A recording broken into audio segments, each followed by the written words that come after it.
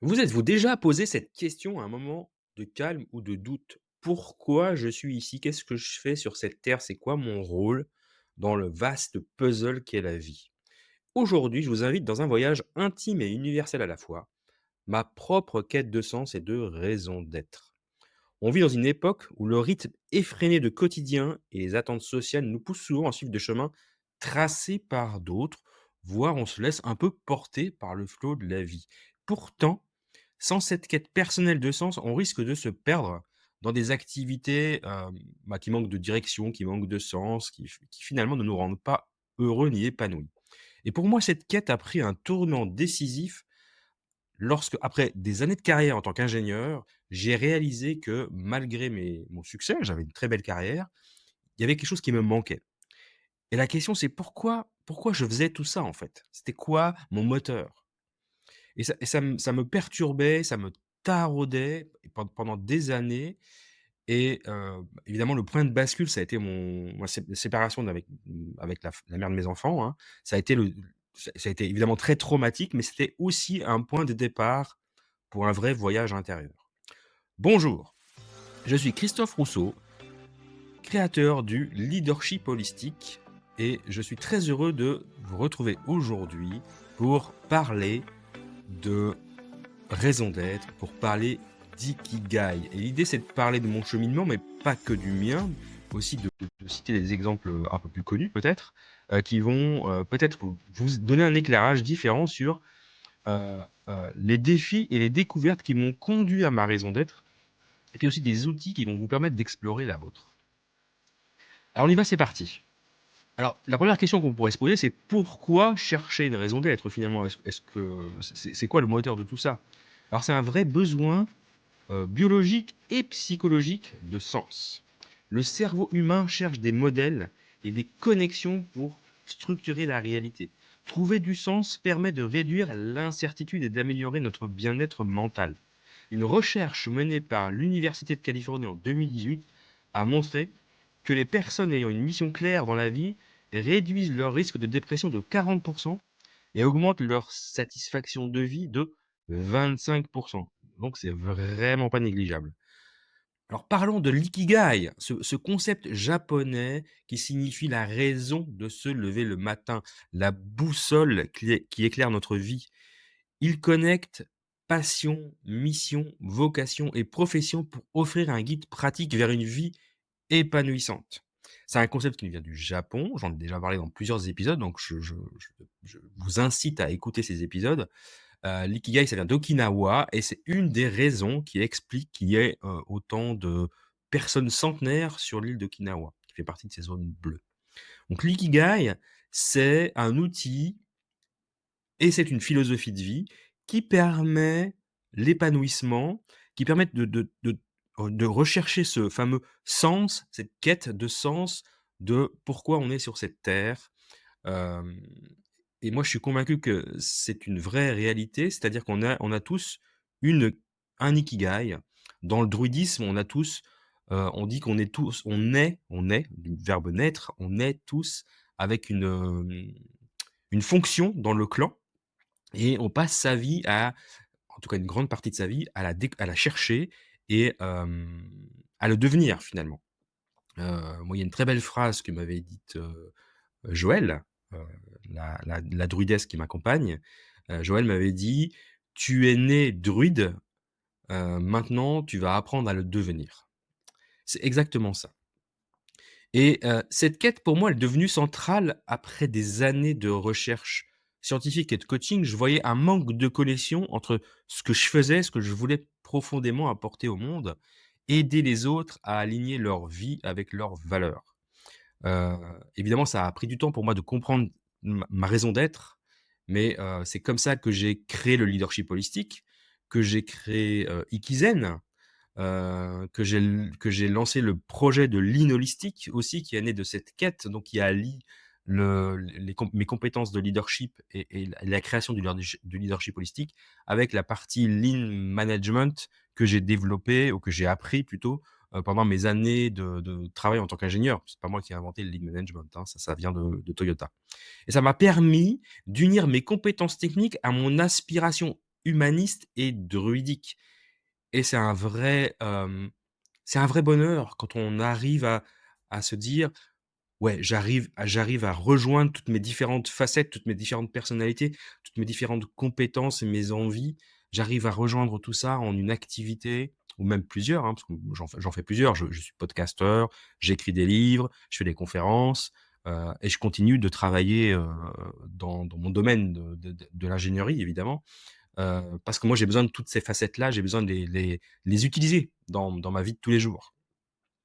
Hem, un exemple, célèbre de personne qui illustre ce que je viens de dire, c'est Viktor Frankl. Je ne sais pas si vous connaissez Viktor Frankl, mais c'est un homme qui a, qui a subi les camps de concentration pendant la Seconde Guerre mondiale et il a écrit un livre, parce qu'il en est sorti de ces camps de concentration, il a écrit un livre qui s'appelle Man's Search for Meaning, qui explique comment, même dans les pires conditions, donc les fameux camps de concentration, ceux qui trouvaient un sens à leur souffrance avaient une meilleure chance de survie. Donc, alors évidemment là, on n'est pas en train de parler de survie, quoique, il y a des gens qui passent leur vie en mode survie et je t'interroge à te poser cette question, toi, est-ce que tu es en mode survie?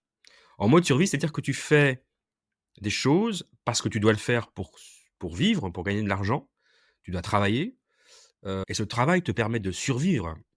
Mais est-ce que tout ce que tu fais et le travail en particulier, ça te permet de vivre, de t'épanouir? C'est une grosse différence entre les 2.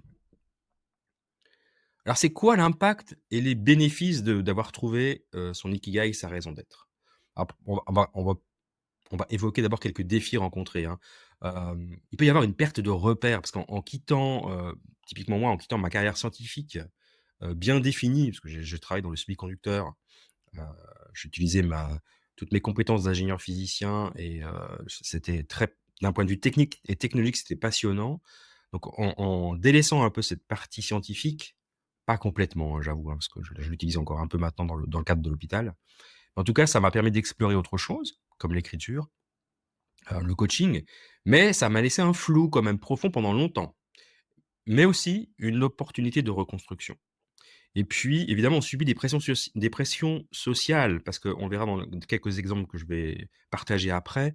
Hem, bah, voilà, le fait de quitter un chemin tout tracé, c'est souvent difficile à comprendre de la part des proches. Alors de la part des collègues, ça à la limite, c'est pas très grave, mais de la part de nos proches, de notre famille, ça peut être difficile. Il y a une sorte de coming out à faire du point de vue de la famille pour leur dire: «Voilà, je fais un podcast», mais à quoi ça sert? Pourquoi tu fais du podcast?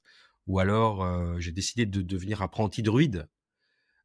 Ça clairement, ça reste un sujet, encore un peu tabou dans ma famille. Personne ne comprend, ce que je vais chercher là. Il y en a même certains qui ont peur que je tombe dans une secte, heu, parce que moi j'avais besoin de cette quête de spiritualité.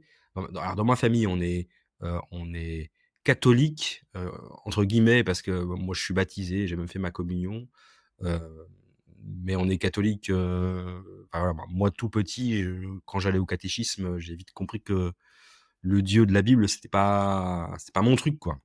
Pendant un long moment de ma vie d'ailleurs, j'ai été athée, heu puis je suis revenu là-dessus parce que je me suis rendu compte qu'en fait non, j'étais pas vraiment athée. J'ai toujours pensé, je suis très spinozien en fait dans ma réflexion autour de ça. C'est-à-dire, la nature c'est Dieu ou Dieu c'est la nature. Pour moi, j'ai toujours pensé que la nature, alors après est-ce qu'on lui donne une conscience ou pas, ça c'est autre chose. Mais en tout cas, j'ai toujours pensé que la nature, c'est ce qui était la chose la plus grande et la plus belle et la plus magnifique et qui pouvait nous servir de repère en tant que Dieu. D'où mon chemin vers le druidisme, hein, qui correspond aussi à ce besoin de nature finalement, de de comprendre la nature, de m'immerger dans la nature, de partager avec la nature, un maximum de choses. Alors, revenons à ma quête de sens. Qu'est-ce que ça apporte? C'est quoi les bénéfices finalement? À quoi ça sert?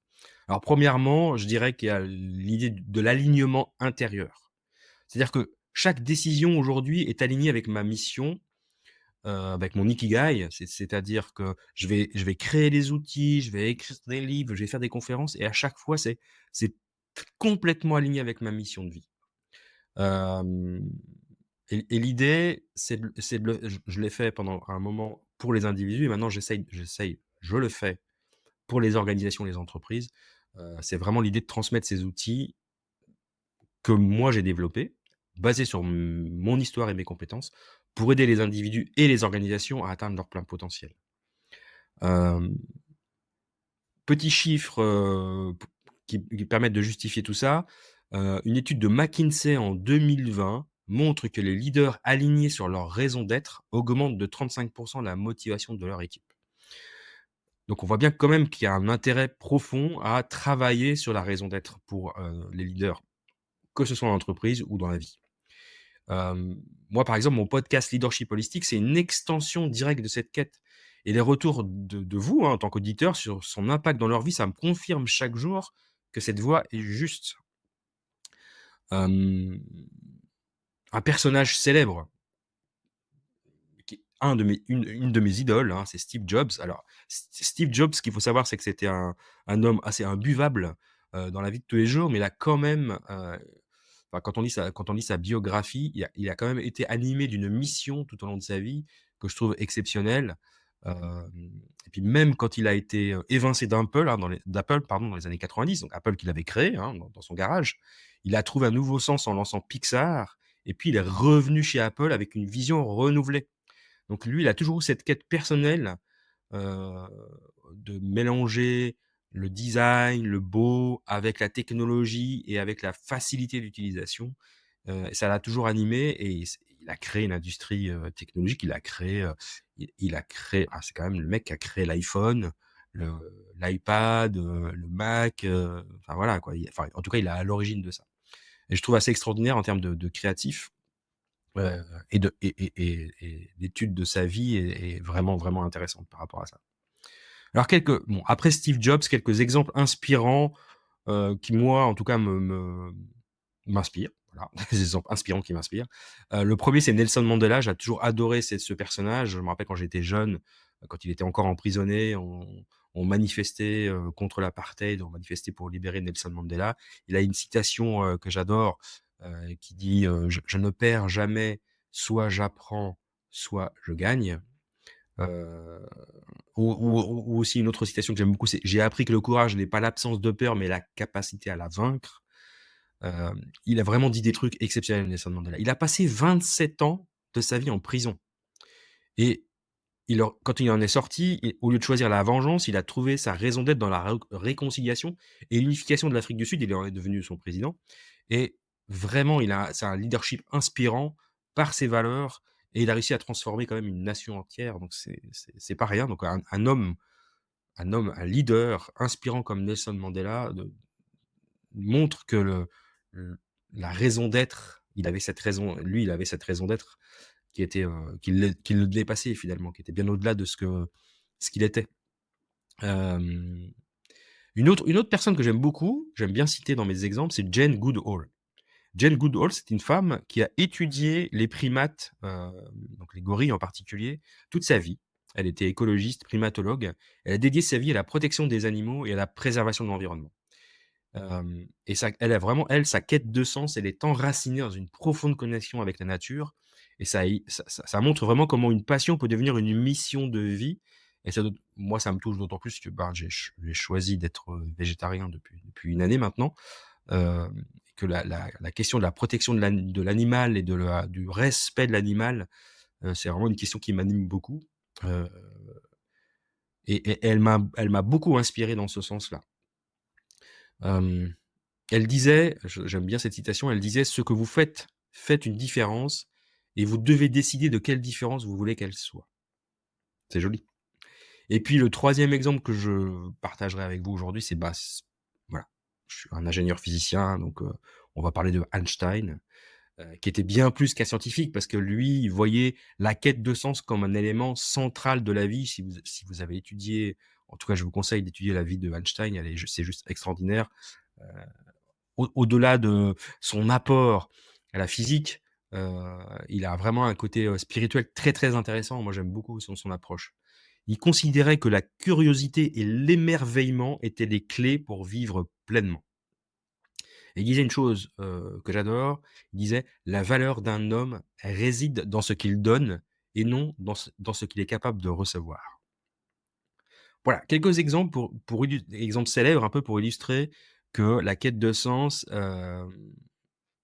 enfin l'impact de la quête de sens sur la vie de personnalités aussi connues que les 4 que je viens de vous citer. Maintenant je vais parler d'exemples anonymes qui sont des exemples que j'ai connus dans ma vie, heu, en plus du mien évidemment, qui illustrent bien ça. Alors moi faut savoir que j'ai travaillé donc je travaillais dans le semi-conducteur, j'étais ingénieur, j'étais responsable de production, donc j'avais une grosse équipe, voilà, en particulier quand je travaillais vers Aix-en-Provence. Et j'avais un chef qui était le directeur donc de la production, qui était mon responsable direct, qui était un homme extraordinaire. Vraiment, lui m'a beaucoup inspiré, j'en ai déjà parlé dans un autre podcast. C'est lui qui m'a offert mon premier livre, sur l'intelligence émotionnelle. C'était un manager qui je ne l'ai jamais vu s'énerver. Je ne l'ai jamais vu hausser le ton. Il avait jamais besoin d'être ni humiliant, ni agressif pour se faire respecter. Vraiment grande valeur et je suis parti quand j'ai quitté ce job, pour venir en Suisse, lui était toujours en poste et puis après j'ai appris en fait qu'il a quitté son poste de directeur de production, donc dans un grand groupe de semi-conducteurs, c'est quand même pas rien, pour, en fait il est devenu entrepreneur dans le bâtiment. Heu, il a eu envie, je pense, on en a pas reparlé, hein, mais c'est comme ça que je l'imagine. Il a eu envie de quitter aussi le stress de de l'activité, du management. Il avait plus de 1000 personnes sous sa responsabilité, hein, et puis c'était un poste très exposé quand même. Donc je pense que malgré, le fait qu'il savait garder son calme, qu'il maîtrisait très bien sa communication, beaucoup de stress, je pense, par rapport à son job et puis voilà, il a décidé de faire quelque chose de différent, de travailler avec ses mains, en fait. Hem Un deuxième exemple que je peux reprendre parce que j'en ai déjà parlé plusieurs fois, c'est Adélaïde, ma voisine. Oui, j'ai une voisine qui s'appelle Adélaïde pour ceux qui ne savent pas, donc qui était ingénieure qualité dans le pharma, dans le domaine du pharma et puis elle a tout quitté pour devenir, thérapeute. C'est elle qui m'a soigné, grâce au reiki, qui a soigné mon burn-out et qui m'a beaucoup aidé dans mon évolution personnelle. Elle continue de faire des soins, beaucoup de choses. C'est quelqu'un de très créatif et d'extrêmement compétent dans son domaine de la thérapie énergétique. Un dernier exemple que j'aimerais aussi citer, c'est une collègue, podcasteuse qui a vécu un divorce très difficile et puis du coup, qui s'est inscrite à enfin qui a s'est inscrite à une formation de coaching et qui a travaillé, sur ce sujet-là et qui s'est dit: «Bah, moi, je vais accompagner les femmes, hem, heu, donc ma mission, ça va être d'accompagner les femmes à se reconstruire après, des divorces difficiles». Donc elle a utilisé son expérience pour, heu, aider les autres femmes qui ont vécu la même chose qu'elle. Donc voilà des exemples, je trouve très inspirants, alors qui peuvent être, voilà, qui sont d'ordre très différent, hein.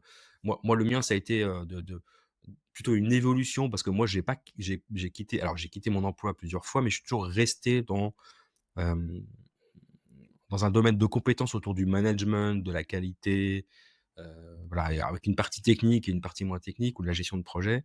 Je continuais et je continue de le faire, parce que ça fait partie de ma vie, parce que j'aime ça. Mais en parallèle, j'ai développé mes activités de podcasting, d'écriture et de formation et d'accompagnement, heu, pour les individus, mais aussi pour les organisations. Alors maintenant, pour finir cet épisode sur la quête de sens, j'aimerais quand même partager ou rappeler les outils, de base. L'exercice de l'ikigai, on va commencer par celui-là. Donc là, je vais faire une version très courte, hein. Donc l'idée de l'ikigai, hein, c'est quatre axes, on en a parlé déjà au début. Donc c'est ce qu'on aime, c'est nos talents, c'est, ce dont le monde a besoin et ce pourquoi on peut être payé. Donc l'idée, c'est de tracer 4 cercles qui se croisent en leur centre, donc les 4 cercles qui se croisent dans leur centre, donc on appelle ça un diagramme de Venn et puis dans chaque cercle, on va écrire les 4 les 4 axes, les 4 piliers de l'ikigai. C'est-à-dire qu'on va écrire dans un cercle ce qu'on aime. Donc ce qu'on aime, ça peut être des choses, il faut pas penser seulement professionnel, hein, faut penser à vraiment tout ce qu'on aime faire. Moi, j'aime je sais pas, ça peut être le dessin, ça peut être l'écriture, ça peut être, résoudre des problèmes, ça peut être, expliquer des choses simples, des choses aux gens, ça peut être, enfin transmettre par exemple, ça va être voilà, plein, tout ce que vous aimez faire. Ça, c'est le premier cercle. Le 2e cercle, c'est les talents, c'est ce pourquoi on est naturellement bon ou compétent. Alors le naturellement, on n'est pas obligé, ça peut être on peut être très compétent dans un domaine parce qu'on a beaucoup travaillé dessus, parce qu'on a beaucoup appris. Moi, heu, je suis pas né avec des compétences de leadership, j'étais même un enfant très introverti et j'ai développé ça avec mon expérience professionnelle, typiquement.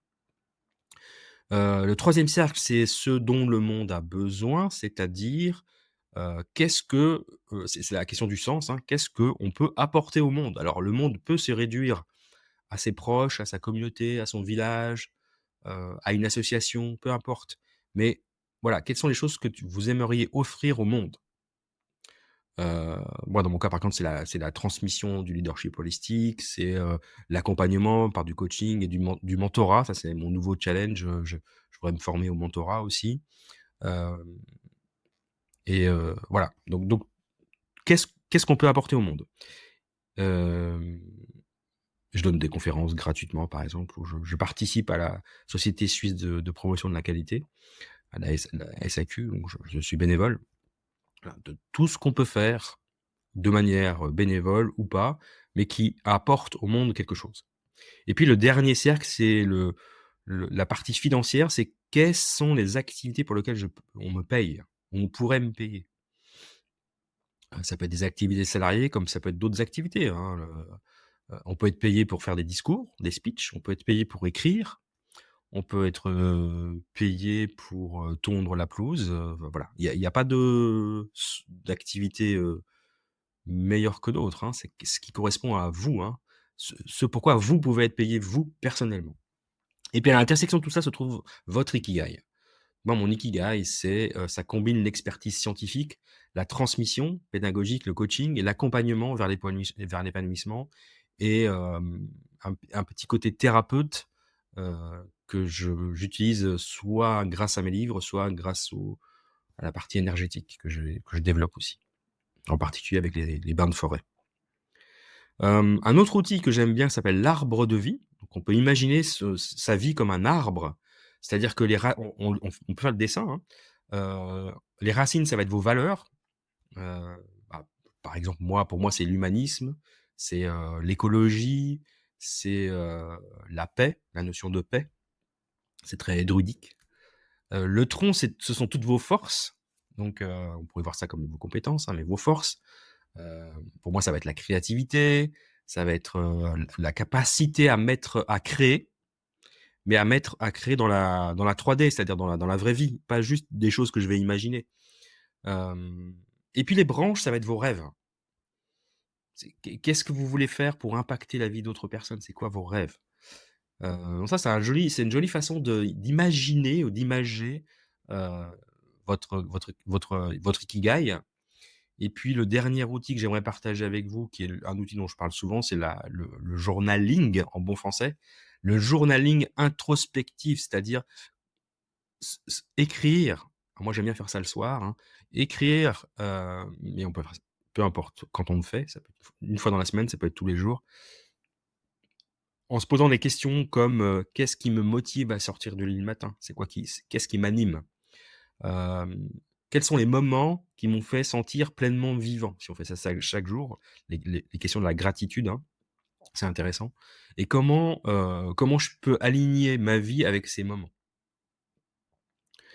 Hem, Après moi, ce que j'aime bien, pour travailler sur ces valeurs, j'aime bien les travailler sur les animaux totems. Donc, j'ai une formation qui permet de travailler sur les animaux totems et qui permet de travailler sur ses valeurs et ses talents. C'est vraiment un bel outil, donc ça, je vous encourage à découvrir. Je mettrai le lien dans la description du podcast. Donc, l'animal totem, c'est vraiment un travail, extrêmement intéressant, pour travailler sur ses valeurs. Un travail pour travailler. Voilà, je me répète un peu, mais je trouve vraiment c'est un bel outil. Hem, voilà, donc ça je t'invite à aller découvrir, c'est vraiment sympa. Alors, pour finir cet épisode, donc pour résumer, la quête de sens, c'est quelque chose d'universel, mais en même temps, c'est unique à chaque personne.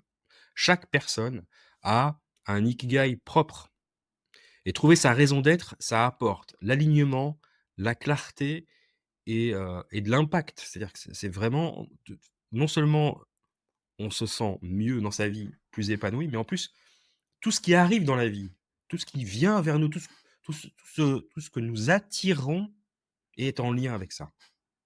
Les personnes, les projets, les propositions, vraiment tout, à partir du moment où on est aligné, tout arrive vers soi dans ce sens-là et ça c'est juste magique, hein. Et puis pour finir ça, c'est pas une destination, il y a pas un objectif final, mais c'est un voyage continu qui ne s'arrête jamais jusqu'à la fin de nos jours. On est dans cette évolution-là. Donc, cette semaine, le défi que je te propose, c'est de prendre au moins 30 minutes pour compléter ton diagramme d'ikigai ou ton arbre de vie. C'est l'un ou l'autre, ou les deux si tu as envie. Et puis, d'identifier la première action concrète pour avancer vers ta raison d'être. C'est quoi cette première petite action que tu vas prendre pour faire un pas en avant? Enfin, je t'invite à partager ton expérience sur mes réseaux sociaux, hein, sur le groupe Facebook du leadership holistique ou sur les commentaires de la chaîne YouTube.